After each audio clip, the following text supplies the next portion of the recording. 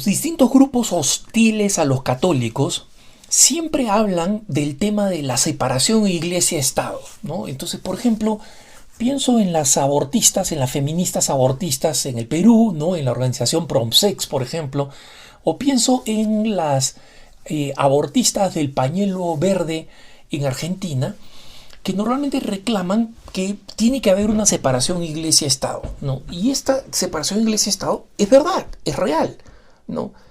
Pero es muy importante que nosotros la entendamos como se debe entender. ¿Por qué? Porque muchas veces la separación iglesia-estado no es una separación entre ambas.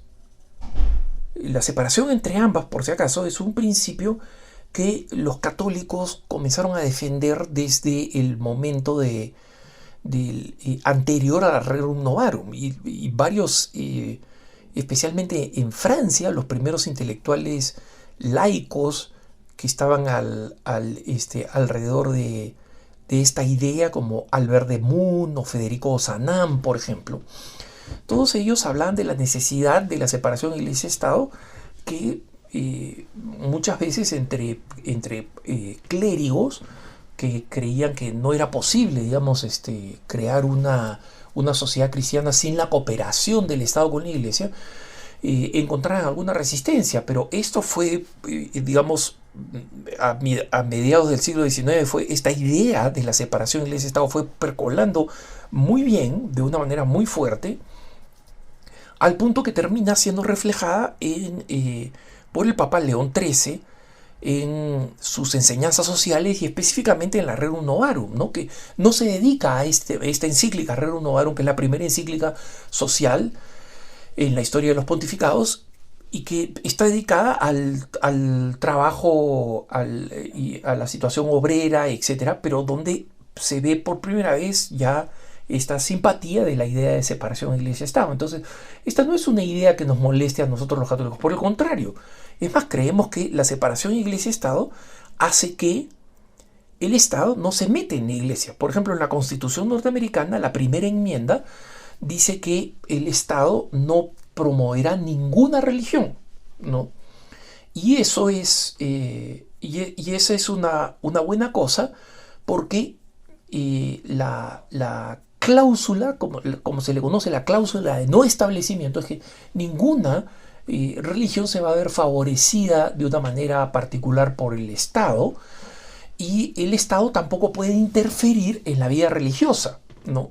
Entonces, cuando nosotros entendemos esta realidad de la separación iglesia-estado, donde la separación protege a ambos, la autonomía de ambos, tanto del Estado como de la Iglesia, ¿no? A diferencia de la fórmula francesa, que considera que la separación iglesia-estado es una superioridad del Estado sobre la Iglesia, ¿no? Y esa fórmula francesa es la que adoptan quienes son enemigos de la Iglesia Católica. Pienso en los promotores de la ideología de género, el lobby homosexual, que creen que los argumentos de los católicos y de los pro vida son argumentos religiosos, y no lo son, ¿no? Un doctor judío agnóstico, que después, más tarde, se convertiría al catolicismo, pero cuando era judío agnóstico, el doctor Bernard Nathanson en los Estados Unidos fue el primero en oponerse a la legalización del aborto, después de que él había propuesto la legalización y la había apoyado. Entonces, él simplemente decía yo no creo que la vida comienza al momento de la concepción, decía Bernard Nathanson. Yo sé, como científico, que la vida comienza al momento de la concepción. O sea, él lo que estaba diciendo es, no es un tema de fe, es un tema de ciencia, ¿no?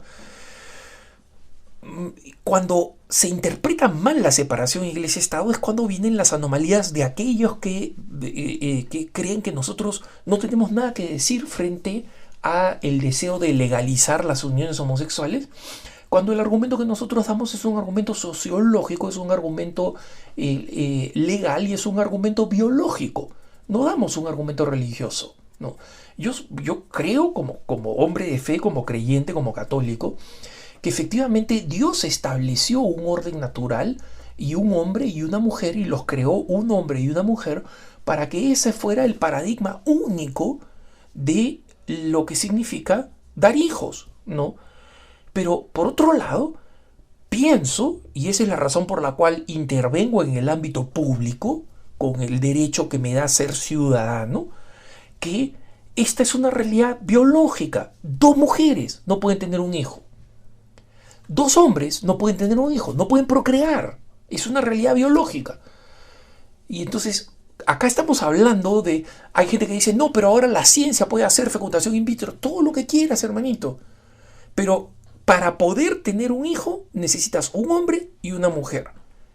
Entonces, la fecundación in vitro necesita un óvulo de una mujer y un espermatozoide de un hombre. No hay otra forma. No hay otra forma. Entonces, la naturaleza habla. El orden natural habla. La biología habla. Y la ideología de género es anticientífica. Y en situaciones como estas, en situaciones críticas como las que estamos viviendo del coronavirus, vemos más todavía cómo esta situación es real. Entonces, la separación iglesia-estado es una separación que tiene que verse en términos de una separación de cooperación.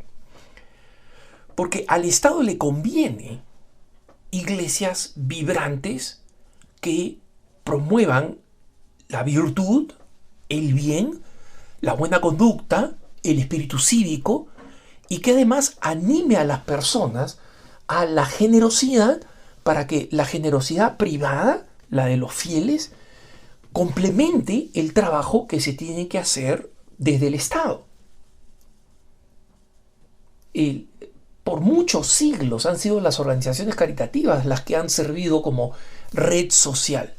Lo que nosotros entendemos ahora como seguro social, como beneficios sociales, es absolutamente reciente. Es una creación de las naciones-estado, ¿no? Y hemos visto que generan, muchas veces es un buen principio, y en muchos países funciona muy bien, pero en muchos de nuestros países es origen de una tremenda corrupción, de tremendas injusticias y de incompetencias que de otra forma no funcionarían en organizaciones que se mueven por razones caritativas, donde todos los miembros lo hacen por deseo.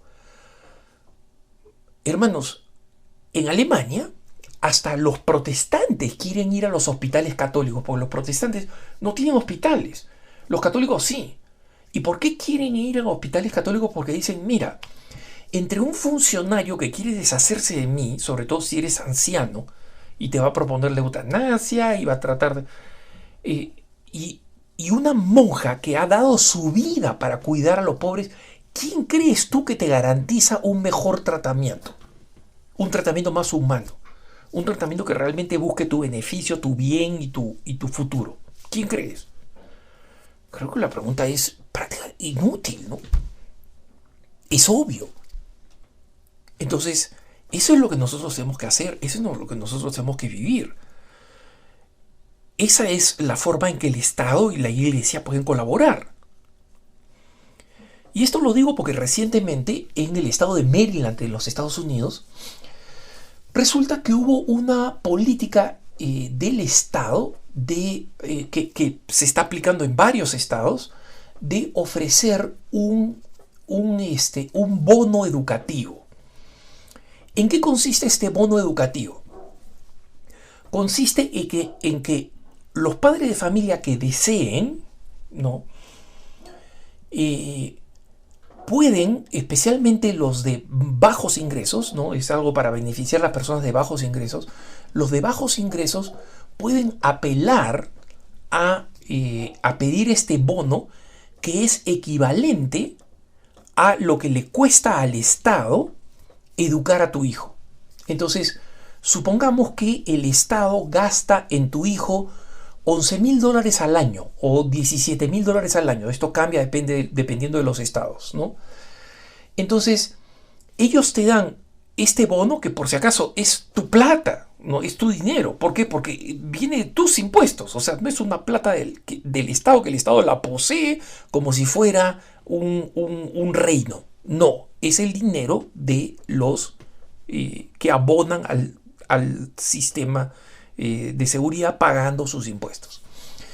Entonces, te dan este bono y este bono te permite a ti, si tú deseas, llevarlo a a un colegio, a una escuela privada y pagar, ¿no? El costo con este bono. Y en consecuencia, el Estado transfiere este bono a estas escuelas estas escuelas reciben el bono y reciben a tu hijo. ¿Por qué es importante? Porque en las zonas urbanas marginalizadas, donde normalmente suelen vivir las minorías, latinos, afroamericanos, ¿no? Las escuelas son muy malas, están tomadas por bandas, por maras, ¿no?